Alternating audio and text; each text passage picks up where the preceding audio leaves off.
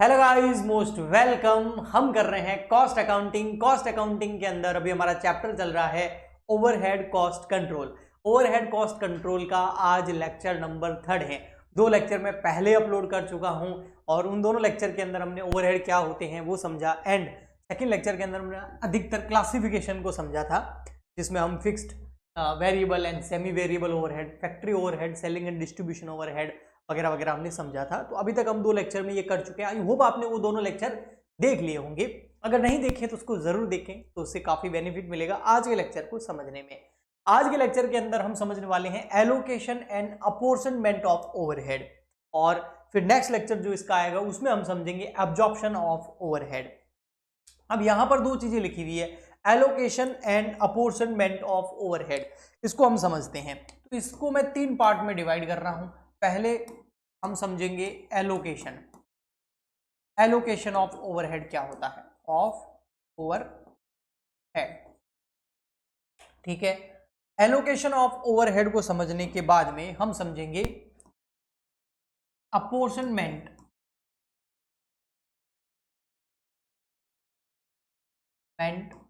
Of overhead, और उसके बाद में अपॉर्शनमेंट ऑफ ओवरहेड को समझने के बाद में इसी में हम वापस समझेंगे रीअपॉर्शनमेंट ऑफ ओवरहेड,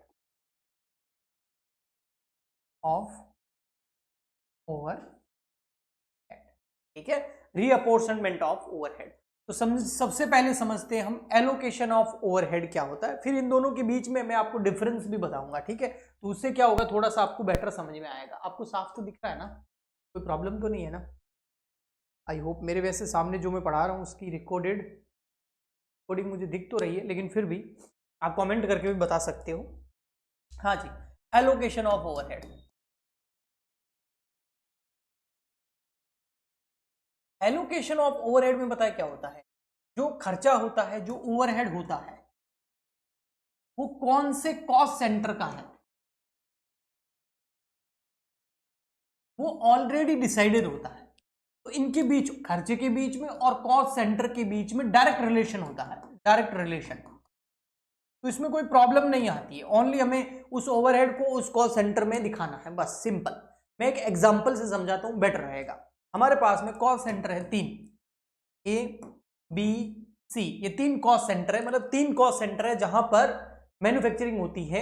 ए में भी होती है, बी में भी होती है और सी में भी होती है। तो 3 मैन्युफैक्चरिंग यूनिट हो गई या 3 कॉस्ट सेंटर हो गए, ऐसा आप समझ सकते हैं, ठीक है।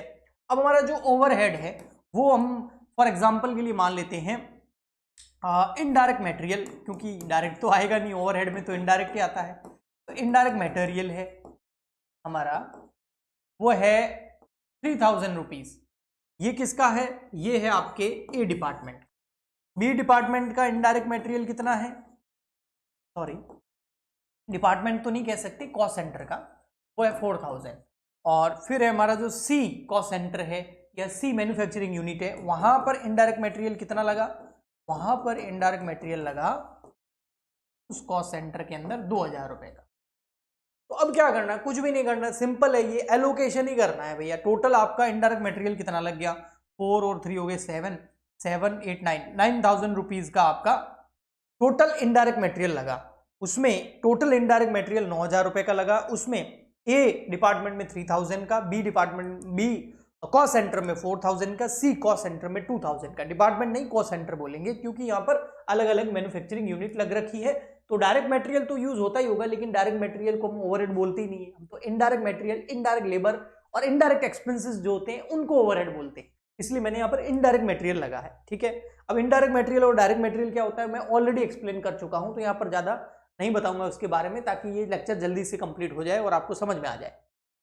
अब यहाँ पर हम क्या करेंगे भैया, ये है ए कॉस्ट सेंटर, यहाँ का इनडायरेक्ट मटेरियल कितना है 3000। ये कौन सा कॉस्ट सेंटर है, बी, यहाँ पर लगा 4000 और यहाँ लगा 2000, बस सिंपल।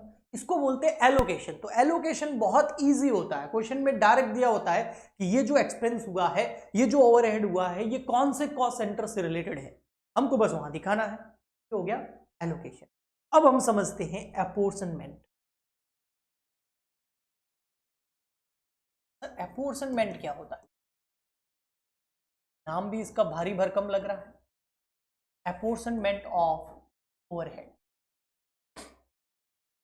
अब ये क्या होता है, ये एक ऐसा ओवरहेड या एक ऐसा इनडायरेक्ट एक्सपेंस होता है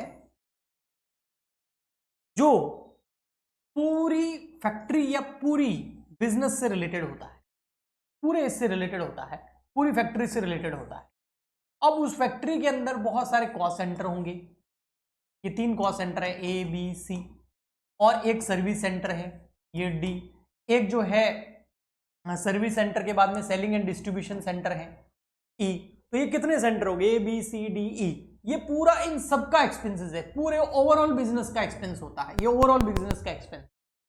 और यहां पर ओवरहेड दे रखा है फॉर एग्जांपल के लिए आपको कुछ, और फॉर एग्जांपल के लिए मैं 20,000 मान लेता हूं, ये 20,000 का कोई खर्चा है जो पूरे सबका मिला के है। इसमें ये नहीं पता कि A कॉस्ट सेंटर का कितना है, इसमें B कॉस्ट सेंटर का कितना है, C कॉस्ट सेंटर का कितना है, D जो हमारा सर्विस सेंटर है उसका कितना है, और E जो हमारा सेलिंग एंड डिस्ट्रीब्यूशन सेंटर है उसका इसमें कितना पोर्शन है, वो नहीं पता।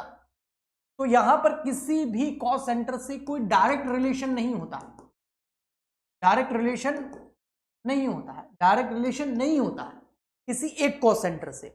तो हमें इस एक्सपेंसेस को इनमें डिस्ट्रीब्यूट करने के लिए कोई ना कोई बेस चाहिए, और उस बेसिस के बेसिस पर, उस बेस के आधार पर जो है हम क्या करेंगे, इसमें इस एक्सपेंसेस को डिस्ट्रीब्यूट करेंगे। चलिए मैं एक एग्जांपल से आपको बताता हूं, ठीक है। कभी कभी चलो, जैसे दे रखा है फैक्ट्री या उस पूरी बिल्डिंग का रेंट, बिल्डिंग रेंट दे रखा है, ठीक है, बिल्डिंग रेंट, और वो बिल्डिंग रेंट दे रखा है हमको 20,000 रुपीज, ये बिल्डिंग रेंट दे रखा है, 20 ले लेते हैं।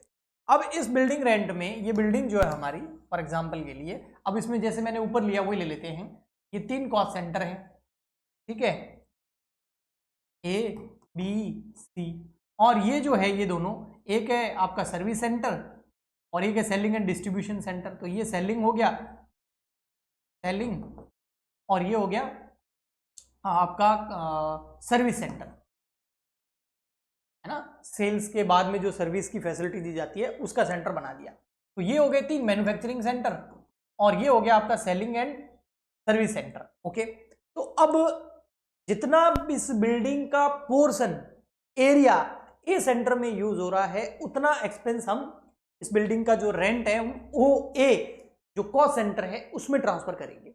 जितना एरिया बी, जितना सी, और जितना सेलिंग और जितना सर्विस।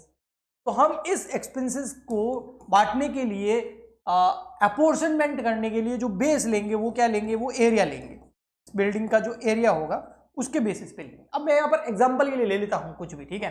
तो मैं मान लेता हूँ यहाँ पर फॉर एग्जांपल के लिए यहाँ पर जो एरिया यूज हो रहा है ये हो रहा है 15%, ये हो रहा है 15%, ये हो रहा है 15%, तो कितना हो गया 45।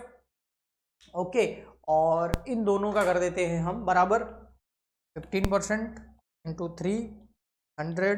तो इसका कर देता हूं मैं फॉर एग्जांपल के लिए, सेलिंग के लिए यूज हो रहा है 25%, और यहाँ यूज हो रहा है आपका 30% सर्विस सेंटर। ओके, अब इसको मेजरमेंट मत करना कि ये सर आपने कैसे लिखा, ये क्वेश्चन में गिवन होगा आपको, मैं तो ऐसे एग्जांपल दे रहा हूँ, एरिया का क्या प्रोपोर्शन होगा आपको गिवन होगा। अब आप प्रोपोर्शन निकाल सकते हैं, देखो A B C और सेलिंग और सर्विस, ठीक है। तो सेलिंग को मैं मान लेता हूँ D और इसको मान लेता हूँ E, चलो इनके नाम ही दे देते हैं ना। तो यहाँ पर ये हम ले लेते हैं D और इसका ले लेते हैं E।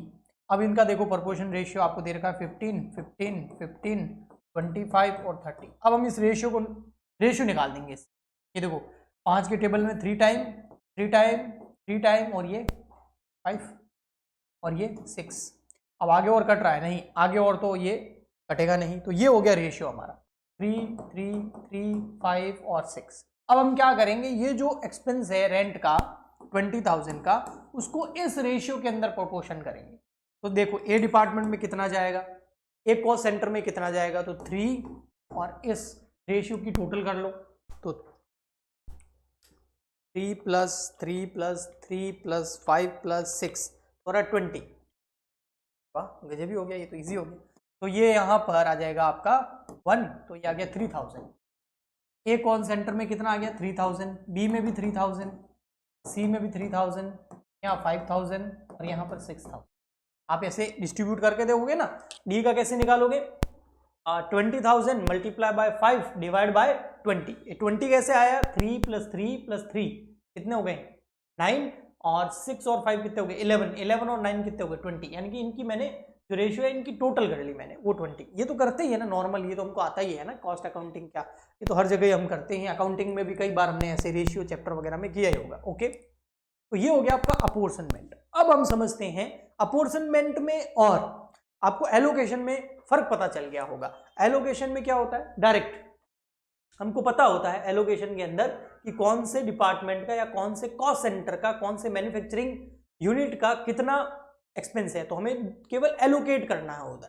बट यहां पर हमें पता नहीं होता है कि ये ओवरऑल खर्चा है, लेकिन इसको अपोर्शनमेंट करना है हर डिपार्टमेंट या हर यूनिट के हिसाब से, हर कॉस्ट सेंटर या मैन्युफैक्चरिंग यूनिट के हिसाब से। तो उसमें हमको कोई एक बेस की जरूरत होती है। वो बेस जैसे यहाँ पर एरिया वाइज था, तो हमने एरिया के अंदर उसको क्या कर दिया?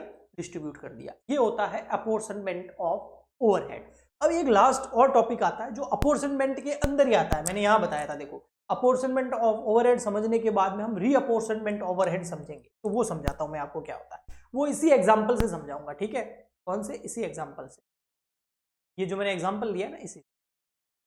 तो सर रीअपोर्शनमेंट क्या होता है? तो देखना,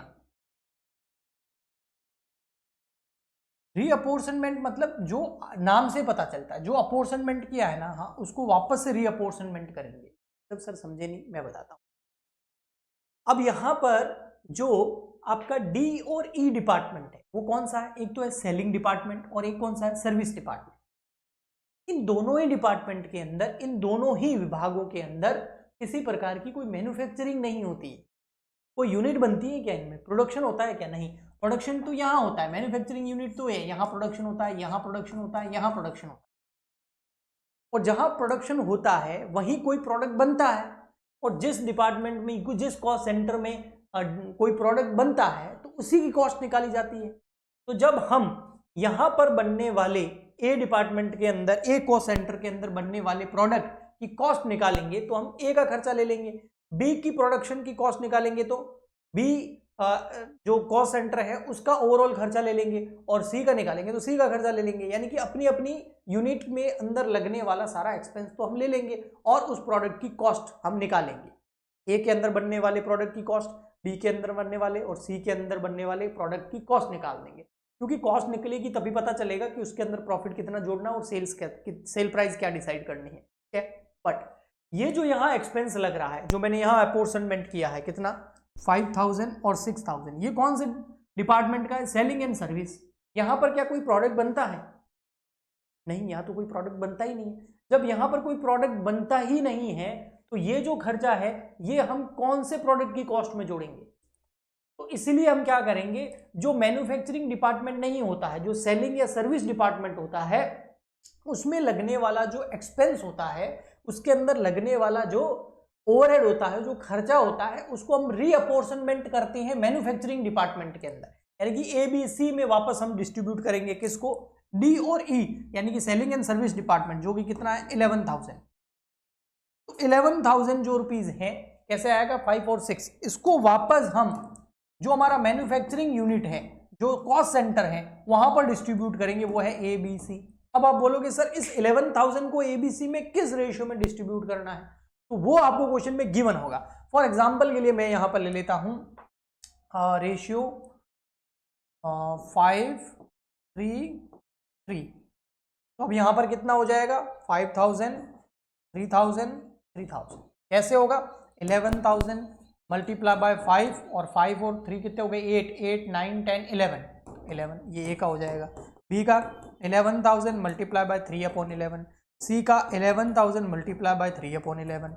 अब देखो 11 से 11 वन टाइम, 3 से मल्टीप्लाई करेंगे 3,000, 11 से 11 वन टाइम, 3 से मल्टीप्लाई करेंगे 3,000, 11 से 11 वन टाइम तो 5 से मल्टीप्लाई करेंगे तो 5,000। इसको बोलते हैं रीअपोर्शनमेंट ऑफ ओवरहेड। तो आई होप आपको अच्छे से समझ में आया होगा। नेक्स्ट लेक्चर के अंदर हम क्या करेंगे, मैंने आपको पहले ही बता दिया है, वो करेंगे हम ये लेकिन थोड़ा सा कुछ और बताना बाकी है। आप स्क्रीनशॉट लेना चाहे तो ले सकते हैं, क्योंकि मैं वैसे तो दूर रहा हूँ फिर भी। हाँ, अब कुछ और बाकी है। जो institute of chartered accountant of India है, उसका जो सीए इंटर, जिसको हम IPCC भी बोलते हैं, सीए इंटर भी बोलते हैं, उनकी जो कॉस्ट एंड मैनेजमेंट अकाउंटिंग की बुक है, वहाँ से मैंने ये एक इमेज ली है। और इसके अंदर जो ये सीए इंटर के अंदर सब्जेक्ट यूज होता है कॉस्ट एंड मैनेजमेंट अकाउंटिंग, वहाँ से मैंने इमेज ली है। और इसमें ये लिखा हुआ है कि इन खर्चों को किस बेसिस पर अपॉर्शनमेंट करना है। तो जैसे यहाँ दिया रेंट है या कोई बिल्डिंग एक्सपेंस है, तो उसको फ्लोर एरिया के अंदर या वॉल्यूम ऑफ डिपार्टमेंट में डिस्ट्रीब्यूट करना है। लाइटिंग एंड हीटिंग को भी करना है, फायर एंड इसको भी करना है, एयर कंडीशनिंग को भी करना है। इसके अलावा कोई परक्यूजिट दे रहे हैं, यानी कि जो रेमुनरेशन वगैरह देते हैं ना किसको, जो एम्प्लॉयज होते हैं उनको, इन एम्प्लॉयज का जो भी खर्चा है, या पर्सनल ऑफिस एक्सपेंस है, सुपरविजन का खर्चा है, टाइम कीपिंग का खर्चा है, उसको नंबर ऑफ वर्कर में डिवाइड करना है। वर्कर का कंपनसेशन है, हॉलीडे पे है या फिर परक्यूजिट वगैरह है, तो उसको डायरेक्ट वेजेस के रेशियो में बेस डायरेक्ट वेजेस लेना है उसका। ऐसे कैसे जनरल ओवरहेड तो डायरेक्ट लेबर के अंदर करना है। डेप्रिसिएशन लग रहा है प्लांट एंड मशीनरी पर, रिपेयरिंग करा रहे हैं या इंश्योरेंस करा रहे हैं स्टॉक का, तो उसको कैपिटल वैल्यू दे रखी होगी, उस कैपिटल वैल्यू के अंदर उसका अपॉर्शनमेंट करना है, उसको डिस्ट्रीब्यूट करना है। इसी तरीके से जैसे पावर स्ट्रीम या कंजम्पशन, इंटरनल ट्रांसपोर्ट हो अगर कोई, या फिर मैनेजरियल सैलरी हो, तो टेक्निकल एस्टिमेट्स जो क्वेश्चन में गिवन होंगे उसके बेसिस पर आपको अपॉर्शनमेंट करना है। लाइटिंग एक्सपेंसेस जो होते हैं उसको नंबर ऑफ लाइट्स, पॉइंट्स या एरिया या मीटर जो यूनिट दे रखी होगी उसमें अपॉर्शनमेंट करना है। इलेक्ट्रिक पावर जो है उसको हॉर्स पावर के अंदर अपॉर्शनमेंट करना है। मटेरियल हेल्डिंग और स्टोर ओवरहेड जो होते हैं उसको वेट ऑफ मटेरियल या वॉल्यूम ऑफ मटेरियल या वैल्यू ऑफ मटेरियल या यूनिट ऑफ मटेरियल में अपॉर्शनमेंट करना है। तो ये जो एक्सपेंसेस है, ओवरहेड है, उनका बेस क्या लेना है वो यहाँ दिया हुआ है। तो आई होप आपने इसका भी स्क्रीनशॉट ले लिया होगा। ठीक है, ओके। तो हम मिलते हैं नेक्स्ट लेक्चर में, और नेक्स्ट लेक्चर में हम क्या करेंगे वही मैं बात कर रहा था। तो हम करेंगे नेक्स्ट लेक्चर के अंदर यहाँ पर ये हमारा ये हो गया, यस, ये करेंगे। क्या करेंगे sir? Absorption of overhead, classification समझ लिया, एलोकेशन एंड अपॉर्शनमेंट समझ लिया, एब्जॉर्प्शन ऑफ ओवरहेड समझ लिया। तो जिस एनर्जी के साथ मैं आपको पढ़ाने की पूरा ट्राई कर रहा हूँ कि आपको बेस्ट दूं, तो उसी एनर्जी के साथ आप भी पढ़ते रहिए, और उसी एनर्जी के साथ जो सब्सक्राइब बटन दिख रहा है ना उसको सब्सक्राइब, क्योंकि जब तक 1 लाख सब्सक्राइबर नहीं हो रहे थे तब तक तो ठीक है, मैं ज़्यादा बोल नहीं रहा था, लेकिन अभी तो 2 लाख से ऊपर हो गए हैं और स्टडी मटेरियल भी कंटिन्यू आ रहा है। तो अब इस चैनल को एक अच्छे लेवल पर ले जाके इस्टेब्लिश करने की रिस्पॉन्सिबिलिटी मेरे साथ साथ आपकी भी है। तो अगर आप कंटिन्यू लेक्चर देखते हैं और इन लेक्चर से आपको हेल्प मिलती है, बीकॉम बीबीए स्टूडेंट हैं, तो बीकॉम बीबीए स्टूडेंट्स की एक कम्युनिटी में बनाना चाहता हूँ कि सारे बीकॉम बीबीए स्टूडेंट यहाँ आ जाए, और उनके लिए फिर मैं जितना हो सकता है उतना करूँ, उनकी हेल्प करूँ। तो उसके लिए इस चैनल को बड़ा करना ज़रूरी है, और वो तभी होगा जब आप सब्सक्राइब करेंगे और उसके बाद अपने फ्रेंड्स के साथ शेयर करेंगे, उनको भी सब्सक्राइब कराएंगे, उनको भी बोलेंगे सालों पढ़ो, यहाँ पर लेक्चर्स कंटिन्यू आते रहते हैं। तो मिलते हैं नेक्स्ट लेक्चर में। आज के लिए इतना ही, तब तक के लिए गुड बाय एंड